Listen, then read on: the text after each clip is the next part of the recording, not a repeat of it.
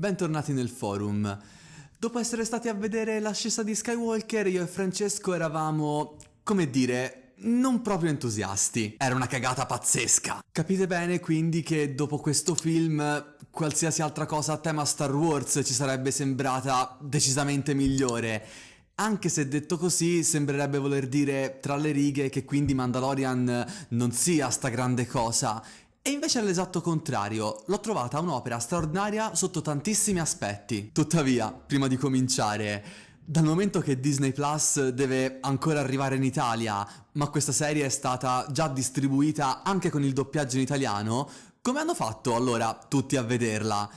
In realtà è molto semplice, hanno usato un metodo tra l'altro brevettato dalla stessa Disney, quello che io amo chiamare il metodo Jack Sparrow. Ruberemo una nave? Quella nave. Requisiamo. Siamo qui per requisire. Quella nave. Termine nautico. Comunque, battute a parte, The Mandalorian è stata ideata e in parte sceneggiata dal buon Jon Favreau, insomma, il regista di Iron Man che abbiamo imparato tutti ad amare, e vede inoltre la partecipazione di Taika Waititi come regista aggiuntivo nonché interprete dell'androide IG-11. E permettetemi di dirlo, l'impronta di questi due artisti, se vogliamo a loro modo visionari in un certo senso, a mio avviso si nota, soprattutto nel taglio decisamente cinematografico che permea l'intera serie. Vediamo innanzitutto la trama.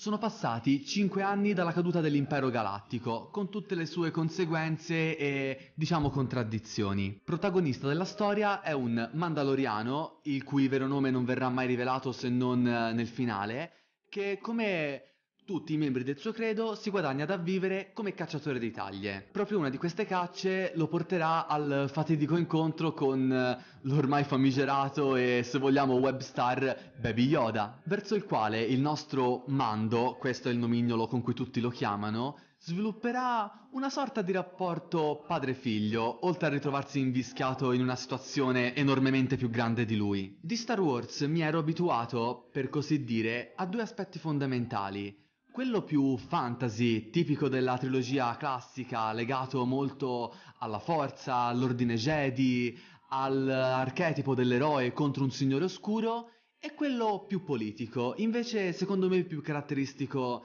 della trilogia prequel, dove infatti avevamo la guerra dei cloni, il Senato, la Confederazione dei Mercanti, la guerra civile, eccetera. In questa serie invece diventa palese l'atmosfera western, soprattutto nelle primissime sequenze di presentazione del personaggio, che ricorda molto una sequenza appunto di un film western del protagonista che entra in un saloon, quasi fosse una sorta di personaggio alla Clint Eastwood, tipo film di Sergio Leone per l'appunto. Oltre a quello, per esempio, l'elemento del ranch del buon Quill, oltre all'abbondanza di sequenze ambientate in zone desertiche che hanno ovviamente l'effetto di amplificare enormemente questa atmosfera western. Piccola chicca che ho veramente apprezzato e che secondo me in qualche modo voleva strizzare l'occhio ai videogiocatori è quello che è a tutti gli effetti l'elemento del crafting. Utilizzando un metallo chiamato acciaio Beskar, il nostro Mando si reca alla forgia del suo culto per utilizzare questo acciaio al fine di migliorare la qualità del proprio equipaggiamento, cosa che non solo lo fa in qualche modo salire quasi di grado all'interno del culto dei Mandaloriani, ma diciamo che è anche una cosa che chiunque abbia giocato ad un RPG ha ovviamente imparato a fare, me compreso. La regia e la narrazione di ogni episodio, a mio avviso, sono state veramente ottime. Tuttavia risulta palese come in questa prima stagione abbiano voluto esplorare, so che sembra paradossale dirlo, un po' l'ambientazione in cui si sposta il nostro protagonista, oltre a voluto aggiungere qualche elemento in più del suo background, per poi evolvere la trama principale legata al bambino, cioè Baby Yoda, nelle stagioni successive. Questo si è tradotto secondo me in alcuni episodi come il quinto e il sesto che, pur avendoli apprezzati veramente molto, davano al tutto quell'effetto di essere quasi in più, non dico degli spin-off che sarebbe stato già più positivo, ma quasi a voler allungare il brodo. Certo, ovviamente messi per dare qualche dettaglio in più sulla storia del nostro Mando, ma avete capito cosa intendo dire. Ma parlando soprattutto degli effetti visivi, lasciate perdere quelle schifezze in CGI che spesso abbondano nelle serie televisive, perché qui, anche quando vi è della CGI, è veramente ottima e non invasiva soprattutto.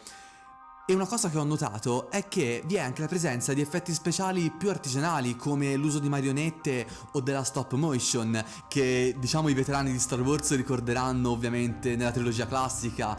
Yoda era una marionetta, c'erano alcuni elementi animati in stop motion di sfondo che si ricordano molto bene. Se questo appunto lo ritengo una nota di merito è per il fatto che questi effetti più tradizionali e artigianali stanno ovviamente sparendo sempre di più dalle produzioni televisive e cinematografiche in favore della CGI. Ed è una cosa ovviamente negativa, tutti ormai ci stiamo facendo i conti perché quegli effetti più classici davano quell'aspetto, se vogliamo, tattile e reale degli elementi in scena.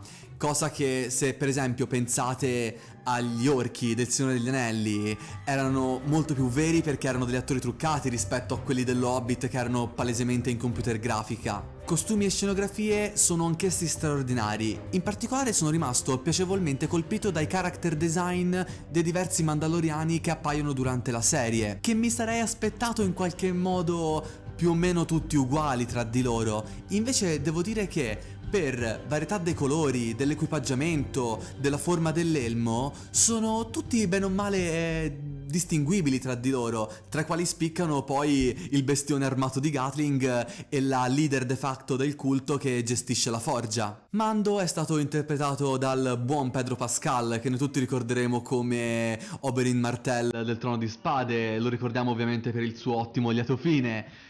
Vorrei poter dire che la sua interpretazione sia stata ottima, se non fosse che aveva quasi sempre il viso coperto e io la serie l'ho vista doppiata, quindi mi limiterò a dire che per quanto riguarda la presenza e la mimica del personaggio mi ha abbastanza convinto. I personaggi secondari bene o male rispondono a modelli già visti, ma comunque funzionanti. La ex ribelle Cara Dune, che è un po' quella tosta e pericolosa. L'allevatore Quill, che in qualche modo ricopre il ruolo dell'anziano saggio e di figura quasi paterna per il buon Mando. L'androide IG-11 che finisce a fare la spalla comica involontaria. Insomma, tutti archetipi già consolidati nel panorama di Star Wars. Sul villain avrei voluto dire qualcosa, ma è meglio che non dica nulla per evitarvi spoiler significativi, dal momento che la serie ufficialmente non è ancora arrivata in Italia. Detto questo, sono curiosissimo di vedere come si evolverà la trama principale nelle prossime stagioni.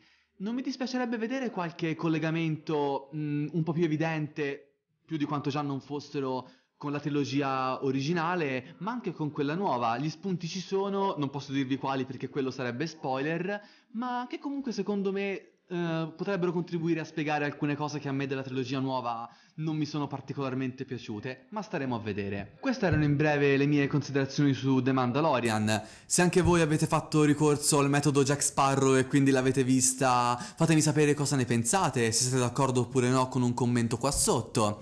E con questo credo proprio che la recensione sia finita, quindi io come al solito vi invito a mettere un mi piace a questo video, a iscrivervi al nostro canale se non l'avete ancora fatto, di attivare la campanella per rimanere aggiornati su tutti i nostri prossimi video e di mettere un mi piace alla nostra pagina Facebook, di seguirci sul nostro profilo Instagram e di unirvi al nostro gruppo Telegram. Daniele, dal forum Sententiam, chiudo.